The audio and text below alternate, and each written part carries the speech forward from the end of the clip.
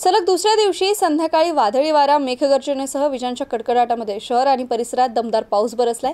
यावेळी सुमारे 15 ते 20 मिनिटे 45 ते 50 प्रति तास वाऱ्याचा वेग होता। या वादळी वाऱ्यानं शहरातील तुरळक ठिकाणी झाडे देखील पडली असून सखल भागामध्ये पाणी तुंबलंय। काही भागांमध्ये नाले ओसंडून वाहिल्यानं गुडघाभर पाण्यातून वाट काढताना नागरिकांची मात्र तारांबळ उडाली। काल सायंकाळी शहरात अचानक आकाशात काळे ढग दाटून आले आणि काही वेळातच मुसळधार पावसाला सुरुवात झाली।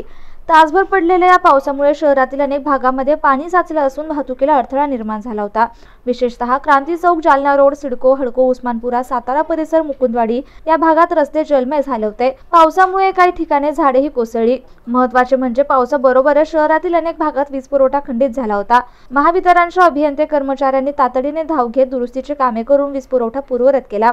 नंदनवन कॉलनीत मुख्य रस्त्यावर स्वामी विवेकानंद शाळेच्या कंपाऊंडजवळ लाईनवर झाड कोसळल्याने खांब वाकून तारा तुटल्या होत्या। तसेच घाटी रुग्णालयाच्या आवारातही वीज वाहिनीवर झाड कोसळलं होतं।